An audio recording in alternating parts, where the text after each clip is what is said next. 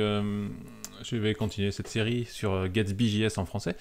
Donc j'avais déjà fait 6 vidéos qui vous expliquaient un petit peu comment fonctionnait Gatsby, comment l'installer, comment utiliser les Markdown pour faire des pages, pagination, et en détail aussi le système des images Gatsby Images. Donc là aujourd'hui je vais vous parler de MDX. Donc on a déjà vu comment utiliser les Markdown. Mais il y a un petit truc qui est très intéressant à rajouter au niveau des Markdown, c'est le système MDX. Je vais vous expliquer. En gros, MDX, le système fonctionne assez simplement, c'est que vous avez un fichier Markdown et vous avez la possibilité d'utiliser des components React dans le Markdown et qui sera interprété directement dans votre page. Donc c'est assez intéressant quand vous voulez comment dire, augmenter les possibilités de Markdown et de pouvoir disposer afficher des blocs. Des blocs, par exemple, on peut très bien imaginer un bloc newsletter avec un champ texte, etc. pour s'inscrire. On peut imaginer voilà, différents blocs que l'on va directement ajouter dans le fichier MDX par cet intermédiaire. Donc il y a deux façons de l'importer.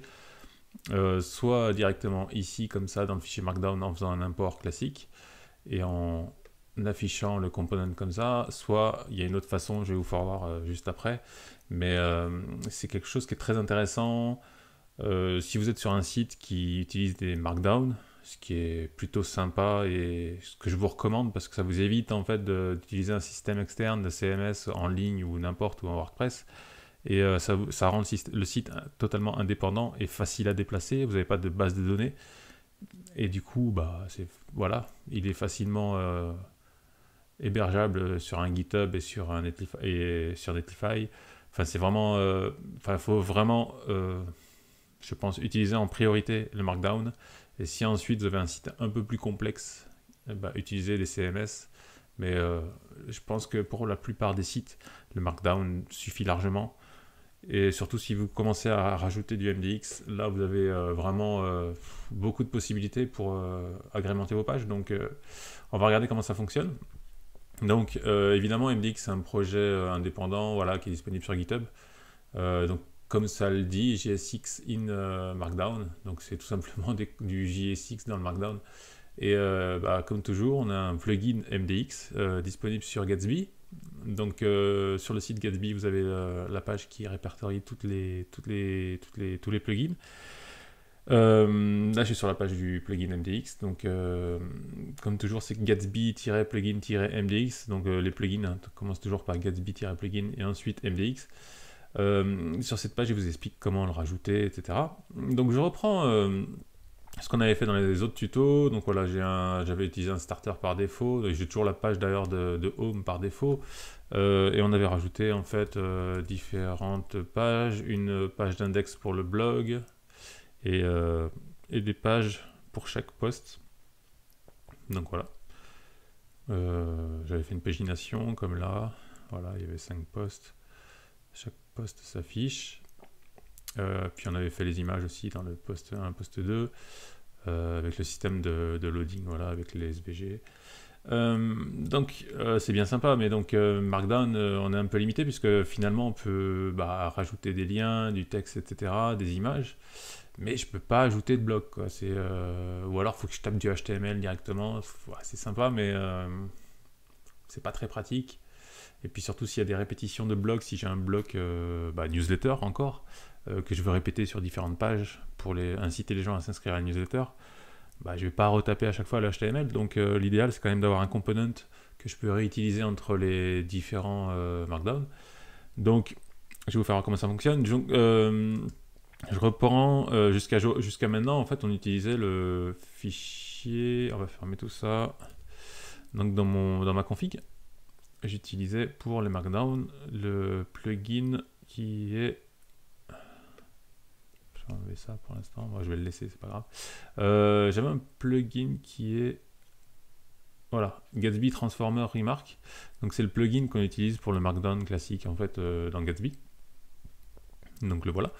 Et ce qu'on va utiliser ensuite, j'avais déjà fait un petit test, donc on voit qu'ici c'est Gatsby plugin MDX, donc j'ai déjà intégré dans la config la déclaration du plugin.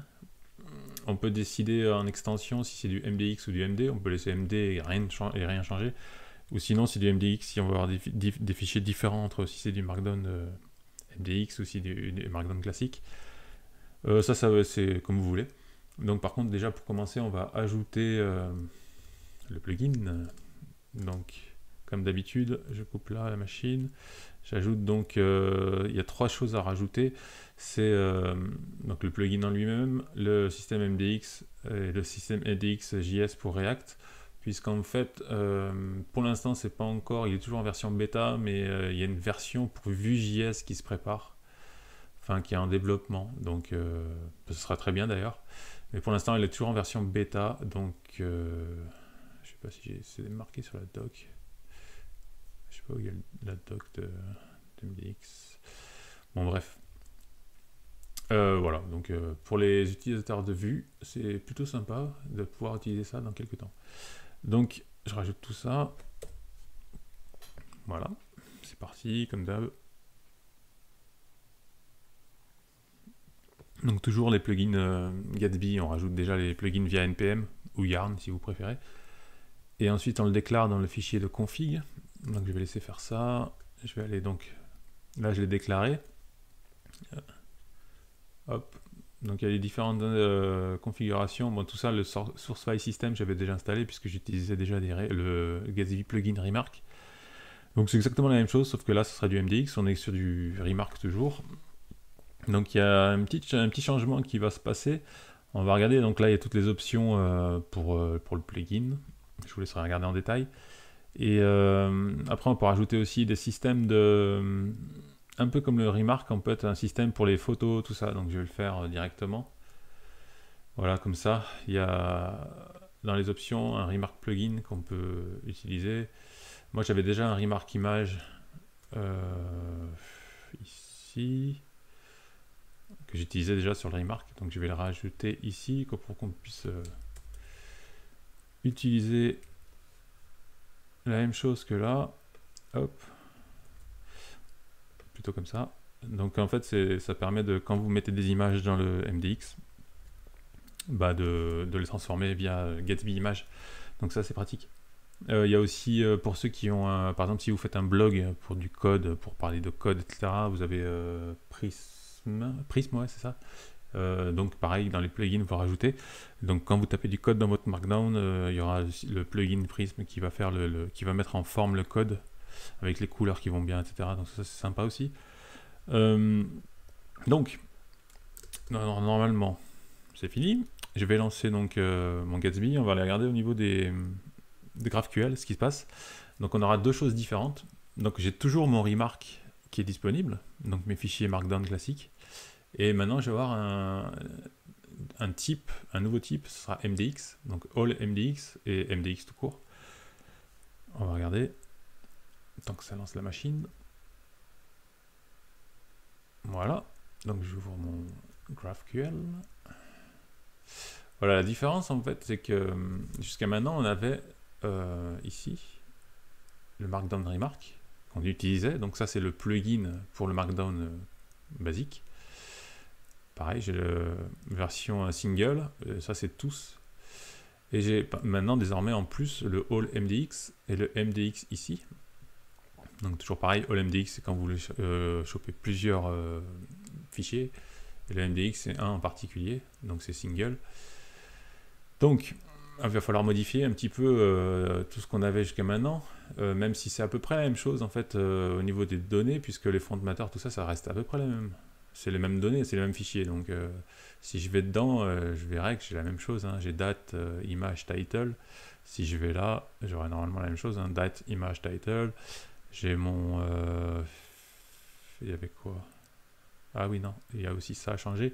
J'avais un field que je créais en fait dans le Gatsby Node qui me rajoutait un slug pour le fichier.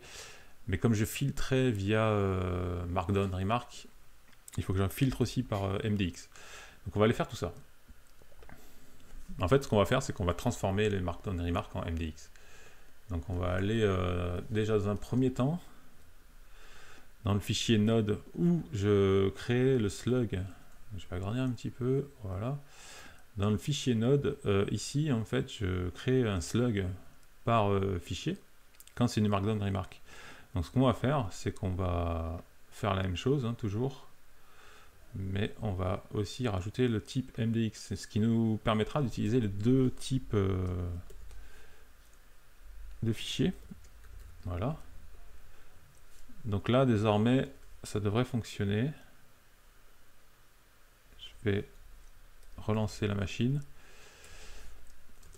Ce qu'on va faire aussi, c'est que là, on faisait des requêtes pour les fichiers, pour créer les pages. On faisait des all markdown remark. On va faire pareil, sauf que là, on va le transformer en all MDX. Pareil. Voilà. Donc là, j'avais all MDX aussi. On transforme tout, hein, c'est pas très compliqué. Ici, pareil, parce que j'avais le système de pagination qui prenait les MDX, et ici j'avais le système créer les pages, donc il n'y a rien de plus en fait, c'est juste la requête à transformer. Mon slug, on va aller dans le template, donc on avait un template pour la liste, là on va faire pareil, all MDX. Il y aura un petit truc à changer au niveau de la requête, je vous ferai voir après. Et le post, bah, toujours pareil, hein, là ça sera MDX, comme ça. Donc là logiquement, j'ai une erreur. Windows is not defined. Pourquoi il me dit ça lui? HTML field. Ah oui, j'ai un petit changement à ce niveau-là. Ah oui, c'est plus. En fait, ce n'est plus HTML, c'est body. Il n'y a pas de HTML au niveau du MDX. Donc là, ça change aussi. Bon, on va le faire direct. Donc pour afficher le body, il faut utiliser un provider qui est disponible donc ici. Ils doivent mettre l'exemple qui est par là. Component, voilà. Donc on a... Ça je ne l'ai pas encore fait, on le fera après. MDX Render, voilà. Donc le MDX Render, c'est une sorte de provider qui permet de transformer en fait le body en HTML. Donc il faut l'importer dans votre page qui va afficher le texte, enfin le HTML, on l'importe et ensuite on wrap autour du body comme ça. Voilà, on wrap autour. Donc lui il va s'occuper de transformer le body en fait au niveau du HTML. Et ici on n'avait pas de requête de HTML puisqu'on utilisait l'excerpt. Donc ok. Donc logiquement ça a dû redémarrer. On va tout relancer. Mais ça devrait déjà afficher quelque chose. Et ensuite, on va voir comment on ajoute des components dans notre MDX.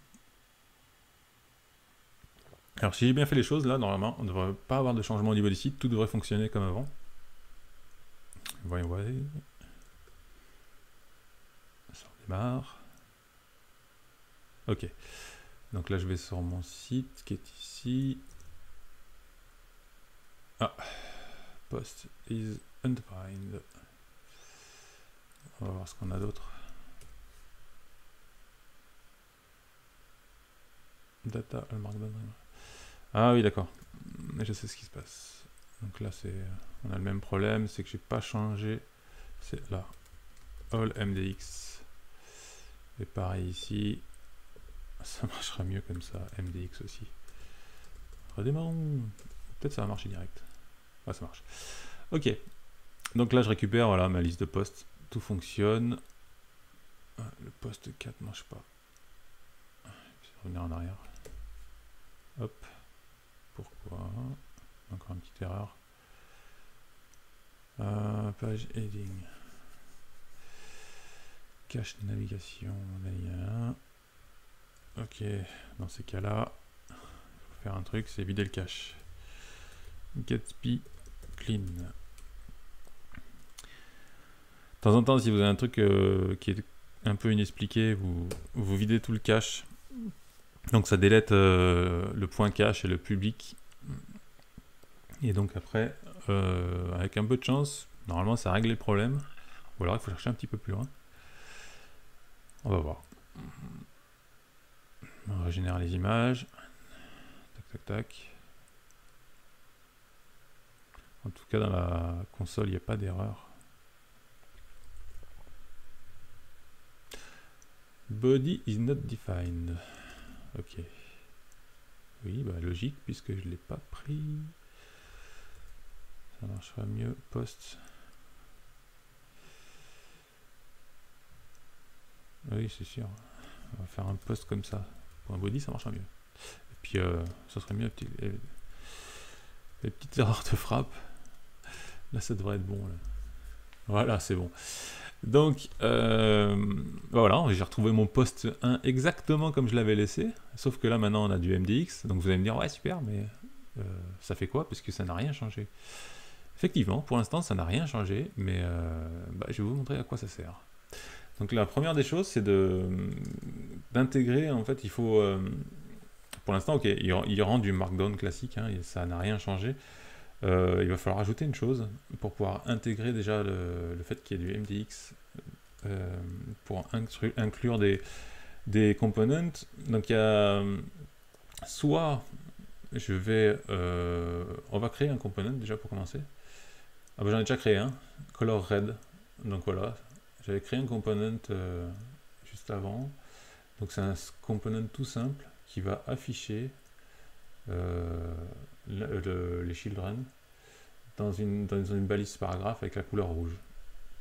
Donc là normalement je vais le rajouter dans mon premier post.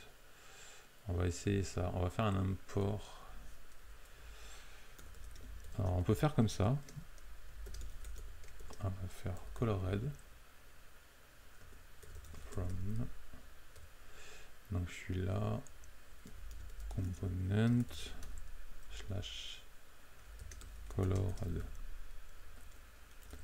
va faire comme ça. Et là logiquement, si je fais ça, on va faire un hello world.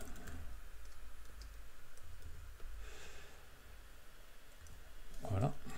Allons voir le post. Ça marche.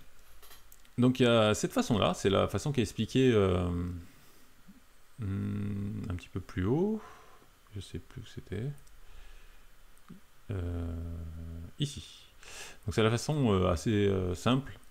Quand vous avez besoin d'un component dans votre MDX, vous l'importez comme si c'était un fichier JS et puis vous l'affichez. C'est ce qu'on a fait juste là. Donc du coup, c'est un truc tout simple. Hein. Après, vous pouvez faire des choses beaucoup plus complexes avec des props au niveau du component que vous pouvez rajouter ici. Là, c'est juste prendre le children. Donc le children, c'est hello world et puis je l'affiche en rouge dans un paragraphe. Après, il y a une autre façon de faire qui est plus simple, surtout quand c'est des gens non techniques qui vont éditer le contenu. Parce que là, s'il faut faire des imports, machin, tout ça, ça devient un petit peu complexe pour une personne non technique. Donc, on a cette façon-là. On rajoute un provider au niveau de l'application. Donc, le code, il est là. Au niveau du layout, on va rajouter MDX Provider. Donc, on va le faire. Hein. On va rajouter donc MDX Provider. On va aller dans le layout qui est ici. Voilà. Donc je vais importer mon provider. Je vais faire un petit shortcode, c'est un objet en fait qui va contenir un petit peu les différents components. Et ici, le voilà. Et puis ici, dans mon main, alors je peux très bien le faire ici d'ailleurs, ce sera beaucoup mieux. Je vais englober carrément l'application du provider. Donc là, la différence, c'est que je vais, par exemple, déclarer mon colored ici. Normalement, il devrait aller me chercher, il ne veut pas aller le chercher. Donc je vais faire un import colored. Il n'est pas très sympa. Colored, voilà. Donc la différence, c'est que maintenant il est déclaré au niveau de l'application, mon component. Du coup, je n'ai plus besoin de l'importer ici. Et j'ai juste à écrire le code ici, colored. Et si je vais dans mon application, ça fonctionne toujours. Voilà. Donc effectivement, pour quelqu'un qui n'est pas technicien, si vous avez par exemple foresterie, Pour éditer le contenu, donc vous allez avoir un champ de texte complètement transparent et les gens ont l'impression d'être dans un WYSIWYG. Ça sera plus simple de taper un truc comme ça. Color Red style, c'est comme un peu du HTML. C'est plus simple de taper ça que de taper un import machin. Une fois sur deux, les gens vont oublier l'import, ça c'est sûr et certain. Donc voilà, il y a ces deux façons. Soit j'importe directement dans le MDX, soit je déclare un provider au niveau de l'application, dans le layout. J'englobe mon application avec le MDX provider. Et mes components, je vais les déclarer ici. Donc voilà. Après, on peut déclarer différents components. Donc par exemple, je peux très bien déclarer le link de Gatsby, qui est le système de routing interne. Donc logiquement, il est là-dedans. Ce qui me permettra en fait, pour faire des changements, des URL internes, eh ben, je vais faire comme ça. Je sais plus comment ils s'appellent les posts. Je crois que c'est blog. Alors déjà, on va faire comme ça, ça sera mieux. Blog Slack post 2. Je pense que c'est ça. Go to post 2. Voilà. Et logiquement, je devrais avoir voilà. J'ai mon lien qui vient de venir. Comme ça, et ça m'envoie directement sur le post 2. Donc en fait, voilà, je peux utiliser déjà des systèmes de Gatsby. Donc comme le link, c'est important parce que quand vous faites des liens internes, il ne faut pas mettre une encre. Il faut mettre plutôt utiliser ce link là qui permet de faire du routing à l'intérieur de l'app. Et après, vous pouvez très bien imaginer remplacer le lien du MDX par un système qui détermine si le lien est interne à l'application ou si c'est un lien externe. S'il y a un HTTPS par exemple, on peut déterminer que c'est un lien externe, ou s'il n'y en a pas, c'est un lien interne. Enfin, voilà, il y a toujours moyen de rendre ça encore plus transparent. Mais ouais, c'est assez pratique. Et ce qu'on va regarder aussi, c'est que tout ce qui permet de... On a une liste là dans la page du plugin. Elle est ici. Voilà, ça c'est tous les trucs par défaut. Donc quand vous écrivez, c'est un peu classique, hein, Markdown avec un H, 2 H, machin. Tout ce qui est table, tout ça, et puis voilà, tout ce qui est je vois que c'est déjà prévu en plus.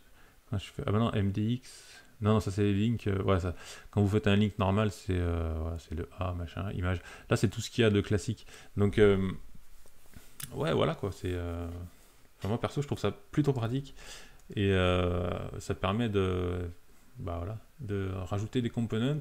Donc là j'ai fait un truc assez simple, mais j'aurais pu aller beaucoup plus loin et faire un component avec un bloc, avec un title, etc. Donc vraiment des trucs sympas. Il y a juste une limitation. Alors pour l'instant c'est une limitation qui est plus due à Gatsby plutôt qu'au MDX. C'est que en fait aujourd'hui on ne peut pas faire de requête statique, donc de static query dynamique avec des variables. Je reviens dessus parce que je l'avais déjà expliqué dans un autre tuto, mais quand on est ici, là ici on a des variables qui sont dynamiques au niveau de la production de la requête. Donc là on voit qu'il y a le skip et le limite, mais c'est pas du tout possible en fait dans une requête statique. Je sais plus si j'en ai une quelque part. Non, peut-être dans les SEO là. Ouais, voilà, use a static query. Donc c'est pratique pour faire des requêtes statiques au niveau des components, puisque dans les components on ne peut pas faire des requêtes comme sur les pages, comme ici.